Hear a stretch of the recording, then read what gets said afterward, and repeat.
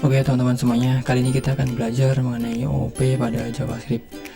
Nah, sebelum kita lebih lanjut mengcoding sebuah OOP di JavaScript, kita bahas terlebih dahulu apa itu OOP. Jadi OOP itu adalah sebuah objek kepanjangan dari Object Oriented Programming, yang dimana kode kita ini akan berorientasi kepada sebuah objek. Maka dari itu teman-teman, sebelum belajar OOP ada baiknya sudah paham terlebih dahulu mengenai objek ya teman-teman ya. Nah, untuk membuat sebuah OOP sendiri ataupun gaya OOP ini, kita bisa manfaatkan yang namanya kelas, dan kelas ini juga sangat identik dengan OOP ya teman-teman ya. Jadi kalau teman-teman pernah ngoding CI ataupun Laravel, Java ataupun yang lainnya, itu pasti sudah familiar sekali dengan kelas ini. Nah, di sini saya sudah sediakan codingannya teman-teman, dan juga serta penjelasannya juga. Nah, kita mulai bahas terlebih dahulu teman-teman, apa itu kelas. Jadi kelas itu adalah blueprint ataupun kerangka yang nantinya akan menjadi sebuah objek ketika kita instansiasi kelas tersebut teman-teman. Dan dalam sebuah kelas itu juga ada 3 istilah teman-teman. Jadi istilah property, istilah kedua itu method, dan istilah ketiga itu instansiasi. Jadi sebuah kelas nantinya bisa juga kita gunakan, dan untuk menggunakannya sendiri itu disebut dengan instansiasi teman-teman. Nah, untuk contoh teman-teman, di sini saya sudah membuat kelas dengan nama kucing, yang dimana dalamnya ada sebuah properti dan juga metode. 3 properti dan juga 1 metode. Dan properti yang pertama ada mata dengan nilai defaultnya 2, dan kaki nilai defaultnya 4, kemudian nama nilai defaultnya string ya, langit, string langit. Kemudian 1 metode yang akan menjalankan sebuah konsol. Halo, nama saya dapat dari sini langit, mata saya ada berapa, kaki saya ada berapa. Nah, kemudian untuk menjalankan metode berjalan ini teman-teman, itu kita harus menginstansiasi kelas tersebut terlebih dahulu. Jadi kita bisa gunakan keyword new untuk menginstansiasi sebuah kelas. Instansiasi kelas seperti ini. Nah, bisa kalau teman-teman nggak pengen menyimpan instansiasi ini ke sebuah variabel, itu bisa langsung di chaining seperti ini teman-teman. Jadi kita tinggal tambahin dot nama metodenya. Tapi kalau teman-teman pengen lebih rapi, itu bisa disimpan dalam sebuah variabel. Jadi instansiasi kelas ini kita simpan dalam sebuah variabel. Kita beri nama on, misalkan kucing, sama dengan new kucing. Nah, untuk menjalankan metode si berjalan, kita tulis variabel kucingnya, kemudian tinggal tambahin dot berjalan seperti ini. Nah, ini kalau teman-teman menggunakan Node.js ataupun sudah menginstal Node.js, teman-teman bisa manfaatkan Node.js tersebut untuk menjalankan ataupun mengeksekusi file JavaScript ini. Jadi teman-teman tinggal menggunakan Node, kemudian diarahkan ke filenya.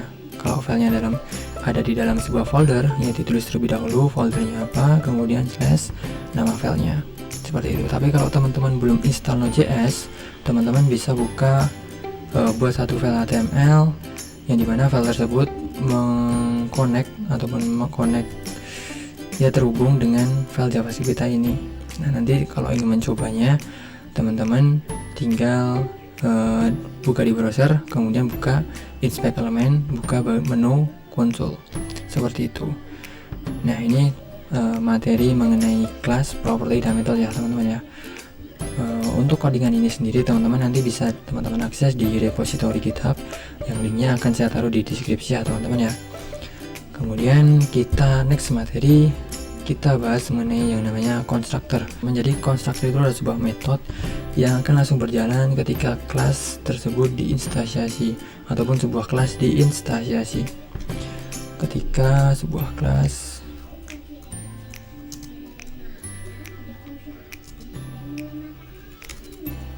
diinstansiasi seperti ini.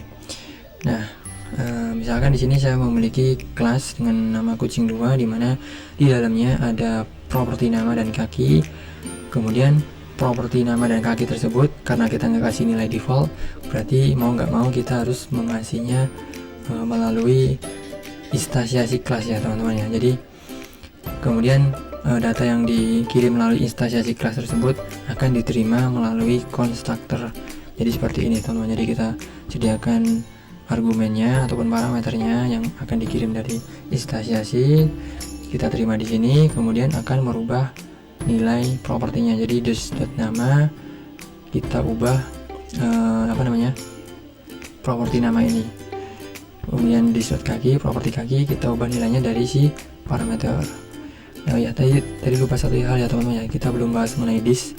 Jadi this itu adalah sebuah key ataupun ya keyword ya teman-teman ya, yang dimana dia digunakan untuk mengakses sebuah properti yang ada pada sebuah kelas teman-teman. Jadi kalau kita memiliki properti dalam kelas, kita ingin menggunakannya, kita harus menambahkan keyword this. Maka dari itu salah satu perbedaan antara function biasa dan juga arrow function di penggunaan this-nya teman-teman. Jadi kalau di function biasa itu kita masih bisa gunakan this, kalau di arrow function kita nggak bisa gunakan this. Kemudian seperti itu teman-teman. Nah ini kalau dijalankan nanti akan mencetak halo.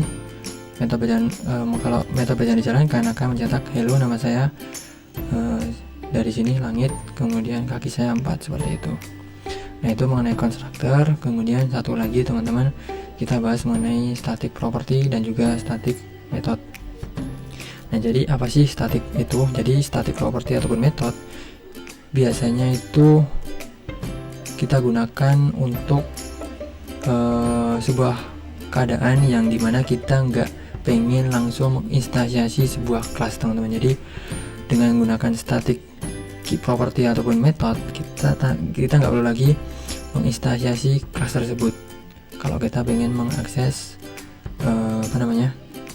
properti dan metodenya. Nah tapi dengan catatan, kalau misalkan sebuah metode kita beri static, kemudian di dalam metode tersebut kita cetak konsol, mau nggak mau si propertinya ini, konsol propertinya maksud saya tadi, mau nggak mau propertinya ini juga harus static teman-teman. Jadi nggak boleh nggak static seperti ini. Ini kalau nggak kita kasih static nanti dia akan undefined teman-teman. Jadi kita juga harus menggunakan static. Nah contohnya seperti ini, kita bisa langsung tuliskan nama kelasnya, kemudian nama metode yang kita ingin jalankan. Jadi kita nggak perlu lagi menginstansiasi kelas person seperti itu teman. Jadi kita juga bisa langsung mengaksesnya properti dalam kelas person dengan cara seperti ini, misalkan console.log person.nama seperti ini. Nah itu mengenai kelas, this, constructor, static property dan juga method. Mungkin sekian terlebih dahulu teman-teman video kali ini. Oke, semoga aja bermanfaat buat teman-teman semuanya. Sampai jumpa di video selanjutnya.